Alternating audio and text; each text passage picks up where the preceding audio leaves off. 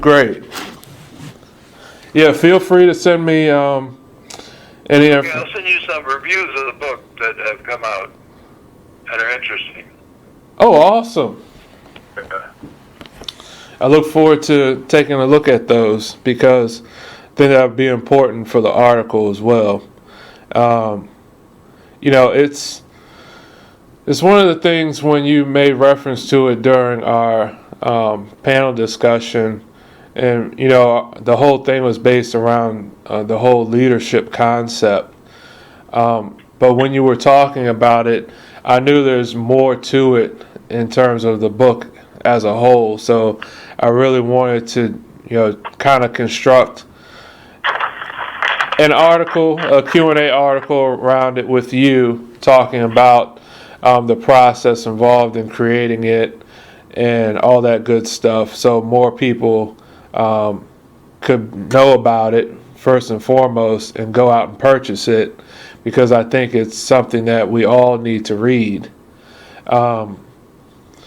My first question basically would be is what inspired you to develop the idea to create a book based around this topic in particular? Well, first, let me tell you that it was not my idea. Oh. It was an idea of my colleague, Phyllis Leffler, Leffler. No, that's not right. Leffner. Maybe that's right. Anyway, I'll send it to you by email and you'll have it. Yeah. Phyllis Leffler. And she is a colleague in the history department at UVA. And she had this idea.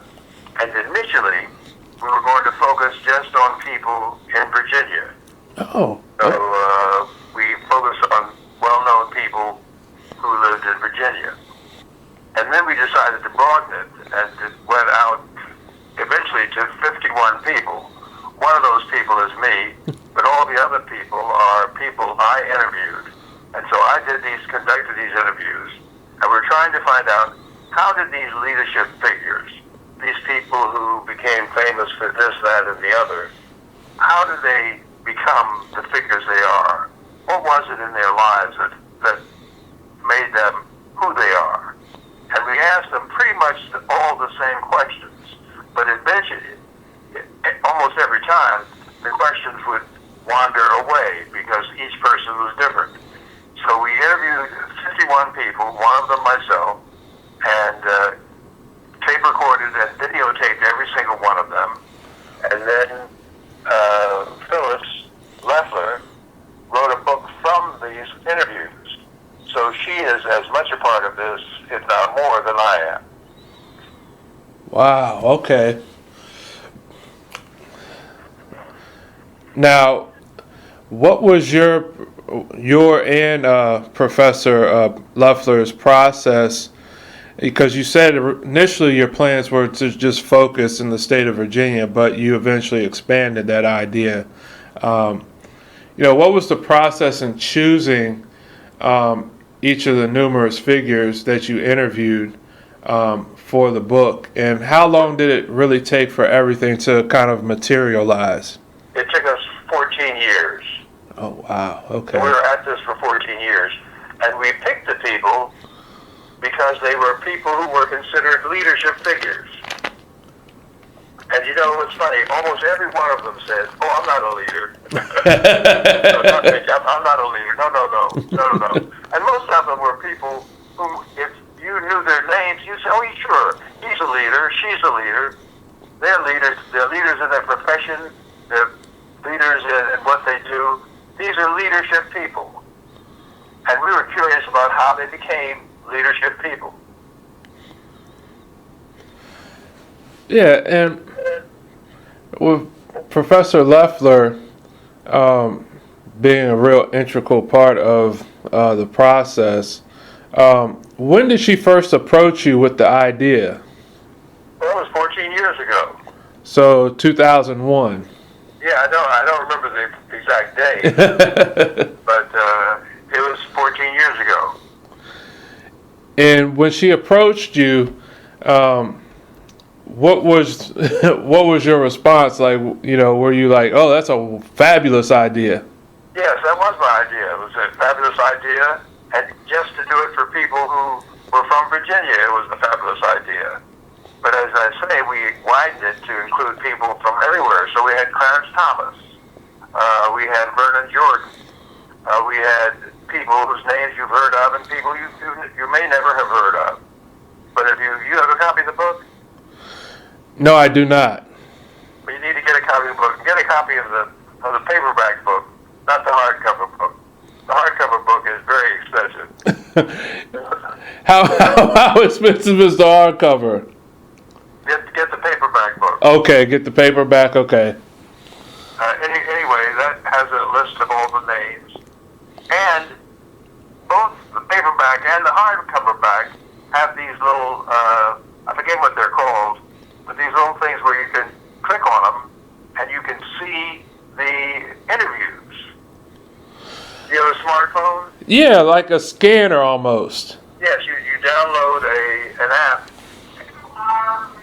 You download a QR reader. It's called a QR reader, and you'll be able to see each of these interviews. Wow, that's really interactive. Oh, it is. It's really 21st century.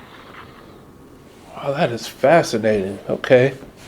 So you can read every single one of these interviews. You can hear what each of the people said and why they said it. And I tell you, it's almost narcotic. You can't get away from it. Yeah. Yeah, I mean, just to be able to have both the print available to you and also to have the actual interview with the Q Reader app is really, I haven't heard of anything like that before. Because as you're reading, you can also, see the interview. Exactly so. Wow. That's great. It really puts into, for any, say young person or any person middle age to go out and see and pick up this book and actually see these people. Some of them aren't with us anymore. Exactly so. Yeah, one in particular is Amiri Baraka. I was with his son-in-law on Wednesday. Oh, really? Yeah. I brought him here to campus to give a talk. But we were talking about, some of the things with black leadership when he was here. And, I told him that we recently had you here, and I told him about the book. He was like, oh, yeah, I remember, Pop talking about that. So, but I guess the next question is, the information that all 51 of these folks had, that you said that they didn't consider themselves leaders, so to speak. But the information that you extracted from them, do you see that could be very helpful to present and future leaders? I think so, because they have, not all of them have everything in common, but many of them do have elements of their lives that are the same. For example, a relatively small, I started to say small, but I meant to say large number of them were members of the Boy Scouts. Now, when I was a kid, I was a Cub Scout. I never went beyond Cub Scout. And I really never thought that black young people were active in the Scouts. I'd never seen anybody who was a black Boy Scout beyond the Cub Scouts. But these people, these are men, each of them said the Boy Scouts provided a wonderful leadership training for them. They learned how to run meetings. They learned how to organize themselves. It was just fabulous. And I never thought about the Boy Scouts in that way. I didn't think black people went in the Boy Scouts. Yeah. They did, and it was a benefit for these guys. Wow. Now that I think about it, that kind of, it does make sense. You learn leadership training and, qualities, whether you're a Cub Scout, Boy Scout, but that foundation is built during that time. And then as you move forward into adult life, you carry those same lessons in with you when you're, say for instance, becoming part of the civil rights movement and being, put into a leadership position and knowing how to delegate and organize, those type of things you learn early on in the Cub Scouts. So that actually makes sense. Yes, and it's the kind of thing where I think while you're going through it, you don't think, I'm going to be a leader because of this. But later you look back on it and you say, I am a leader because of this. Mm-hmm. This experience with this organization made me what I am. Now there are other things that built me up, but this was one of those things that I didn't think so at the time, but looking back on it, this Boy Scouts experience helped me to lift myself up. Yeah, that's fascinating. What were some of the other similarities in the stories from both? Many of them had a teacher, a woman, a man, who guided them when they were in school. Somebody who said, you can do this, you can do that. Why don't you try this? Why don't you go this way? Why don't you go that way? Many of them had that kind of person in their life. Somebody who was not a family member, but a school teacher, a man or a woman who pushed them in some direction or the other, and who made them think about themselves in a different way. Made them think, oh, I can do this. Ms. Johnson said I can do this, and bam, I know I can. That kind of thing. So many of them had that kind of person in their lives. Wow. Yeah, it's always someone who outside of the immediate family who has that type of impact on a person. Yes, and what else they had in common, and not every single one of them, but some of them were active in student government when they were in school. Mm. They were, student body president or vice president or active in some kind of student organization or the other. And from that experience, they developed some kind of leadership training, which at the time, they didn't realize they were gathering this information. But looking back on it, they said it was that, 7th-day class in something or the other that Ms. Johnson made me pay attention to, that made me think about leadership, being in a leadership position.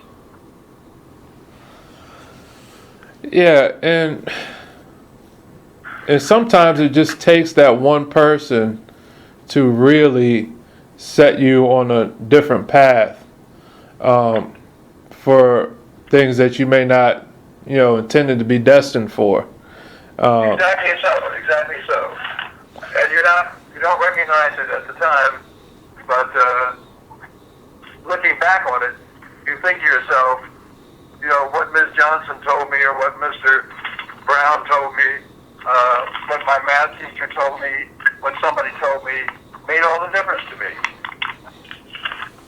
Yeah, absolutely.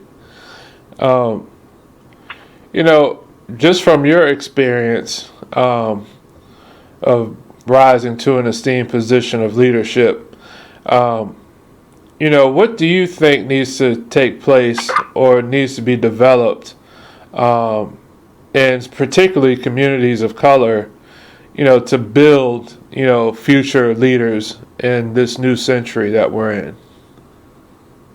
Well, I think it takes people who have a widespread series of experiences. It can't take people who've been sort of over in the corner doing nothing. It takes people who are not afraid to challenge, not afraid to go forward. And I can't say that these people laid out a path to leadership because they're so different. They had similar but very different experiences too. But they were willing to reach out for something new, and that made them risk and made them the people they turned out to be. What was the most compelling interview out of the 50 that you did personally? Well, it's hard to pick one, but I would say Justice Thomas was one of the most interesting people. Oh. Now, his story is fairly familiar because when he was being nominated for the Supreme Court, it was controversial. A lot of people against him, a lot of people for him. And so we learned a great deal about his work, his life. He grew up in the worst kind of poverty you've ever thought about. And he overcame that. And one of the reasons was because of his grandfather, who raised him. His father was nowhere to be seen. And his grandfather, who was active in the NAACP, and I think held up a standard of how a man ought to be for Clarence Thomas. Wow, that's... I know a little bit about his story from a PBS program that I watched a few years ago, and yeah, he grew up in some abject poverty. Exactly. Now, while we're talking here, I've been writing your email address down. Let me make sure I've got it. Chris Williams Writes. That's it. At Gmail. Okay. Yes, that's it. I'm gonna send you a test email. Okay. Are you going to send it now? I just sent it. Okay. It's in the outbox. It's gone. Okay. It's sent. It's sent. Let's see. Oh, there it is. All right, good deal. Good deal. Yeah, I have my laptop, my phone, and my tablet. They all made noise at the same time. All right, good. My next question is, with all the things that have been happening here recently, I wanted to get your thoughts on the current state of black leadership, in particular with the new Black Lives Matter movement taking place after, Michael Brown and Eric Gardner's deaths. Well, it's interesting to me because one of the critiques of this movement has been that they have no leaders. But of course, they have to have leaders. People don't just show up and lie down in the middle of the street someplace out of nothing. Somebody said, meet me there. Let's get together. Let's do this thing. Do you know about these killings? Of course I know about them. What are you going to do about them? Let's do this thing. So, of course, they have leaders of them. And it'd be interesting that we don't know who the leaders of these groups are. But we know they're out there. And we know a new group of leadership is being created. Yeah, and I happen to know some of those folks, the young folks, in their late 20s, early 20s, who are doing the work. But yet, you would have the media focus on just the 1% of the people who rioted after the Michael Brown verdict, and not the 99% who have been peacefully protesting, for 3 months before the verdict and then after it. The media has just been focused on that 1% of people who did that, while the other 99% have been really on the ground, strategizing, organizing. It's almost like, it's kind of like trying to discredit them and what they're trying to do, and bring, shedding light on a lot of the same things that you and Miss Nash and a lot of folks were fighting, 50 years ago. Some of that stuff is still, ingrained and in place in certain segments of our society. Yes, it is. And it shows you that leadership just comes from everywhere. You don't have to be a certain person to be a leader. You don't have to be this kind of person. You don't have to have this education. You don't have to have that. You have to just be willing to throw yourself in the fight and say, let's do this. That's all it takes. Yeah, it was fascinating to me when you were giving your speech a couple weeks ago. You told this brief story about how you decided to leave Morehouse and to get into the fight. And, you made, and one of the key components to me of leadership is sacrifice. Most people who, become leaders in a movement, they sacrifice a great deal. Would you say that's accurate? Is that one of the principles or parts of leadership, is be willing to sacrifice something? Yes. Now, that's not true of every single person, but yes, of course it is. And To take risk. That's very important.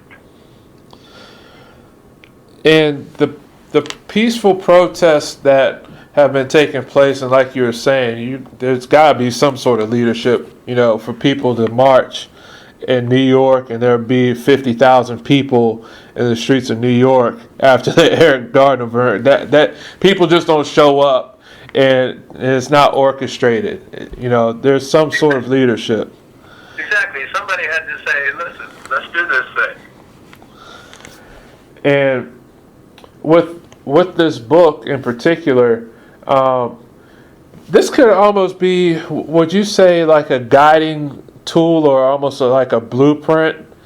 You're taking the wisdom of others who have lived and been leaders in a movement, and in this book, you're kind of, it's almost like passing the torch or passing the baton of all this wisdom for these new leaders to, kind of digest and implement into their own strategies. Would you say that's accurate? Yes, yes, I would, yes. Was that part of the plan initially with yourself and Professor Loeffler? Or it just happened to just come out that way? I think it just happened to come out that way. Okay.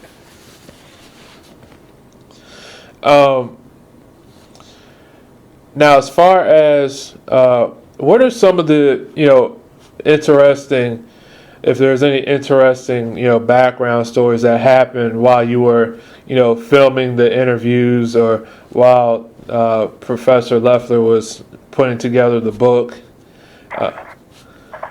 Well, I should tell you that Professor Loeffler also asked the questions like, because we were doing this on our own with the equipment from the University of Virginia mostly, she felt free to stop the interview and say, ask him this question or ask him that question. So she was a contributor to this as much as I was. As I say, we asked everybody the same questions. But every now and then she would say, what about this question? Ask him this question or that question. So the questions were both the same and different, if that's possible. Yeah. I definitely understand that. Professor Loeffler, to her credit, for coming up with the idea originally, it's always fascinating to me to see how an idea grows and just continues to grow throughout the process. Now, part of this 14-year process was the length attributed to, tracking down the folks to interview them, making sure schedules were coordinated. Was that the reason why it took 14 years? Well, Well, with some of the people, we met them because they came to the University of Virginia to make a speech. Okay. Right? Amiri Baraka came to the University of Virginia to give a speech. And so we asked him if he participated in the study, and he said yes. Some of them, we went to see them. We found out that if you interview a member of Congress, he or she has access to a television studio. So we picked out members of the Congressional Black Caucus and asked them if they would reserve the theater for us and the theater and the cameras and stuff, and they said yes. So we got them that way. Or we went to somebody's office or somebody's work. So anyway, we took them where we could get them. Yeah, absolutely. When you were, it's just fascinating to me, the dynamic. You yourself are an iconic figure and leader, and you're interviewing other iconic figures and leaders. And how, being in that environment with each other and kind of feeding off of each other's energy, I'm sure that helped Professor Loeffler in constructing the words for the book. Repeat that? So the energy that you yourself and, let's say, Vernon Jordan or Clarence Thomas or Amiri Baraka in the same room with each other, and all the energy and creative ideas that came from the interview, I'm sure that helped aid Professor Loeffler when she was putting the words together for the book. Oh, I'm sure it did. But she's a intelligent person and was able to bring a great deal to it. And I'm going to send you. Let me see if I can find it. I'm going to send you something, an interview with her, or with the two of us, a picture of the two of us, if I can. Okay. Anyway, I'm going to try to email this thing to you. Okay. Yeah, that would be great. Okay. Now, is there anything else regarding the book that you wanted to mention? Probably. But, it's one of those things that you can't always remember it when you want to say it. Yes, I know. But I'm going to send you this thing. Let me see. Anyway, you get it. You can figure it out for yourself. okay. Okay? All right. Well, is there anything else that you would like to add, or we pretty much? I'm sure I'll think of something when I turn back, but I've got your email address, and I'm going to send you something about single stop, which would be great for your school. So anyway, you'll get that in a couple of days. Okay. Okay? I'll be on the lookout for it. All right. And it's great for people who are going to community colleges. Oh, yes. Yeah. You'll get it in a couple of days. Okay, I will look for it, and then I will pass it along to the president and vice president of the college. Yes, they'd be the people for it. Yeah. Yeah, they're the perfect people, and they're really receptive to new ideas. We actually just had a campus-wide event called Learning Day here on Tuesday, where we were planning and strategizing new initiatives for the college for the upcoming year. So this is perfect timing, actually. Well, they'll love this. Great. Oh, I'm looking forward to receiving it, and I'll definitely place it in their hands. Okay, very good. I think that's pretty much, it for the book. I think we pretty much covered most of everything You I have my wanted to. email now, so You know, I'm a better emailer than I am a telephoner. Okay. So if I think of anything else, I'll be sure to shoot you an email. Very good. That'll be great. Awesome. Well, it's been a real honor for me to speak with you today, and I will definitely keep in touch and keep you abreast of what's going on and what the president and vice president say, and also when the article gets published online. It's going to be published online by ebony.com. Okay. We'll look out for it. Okay. Very good. Okay, goodbye. Goodbye. Have a good day. You too. Thanks. Bye-bye.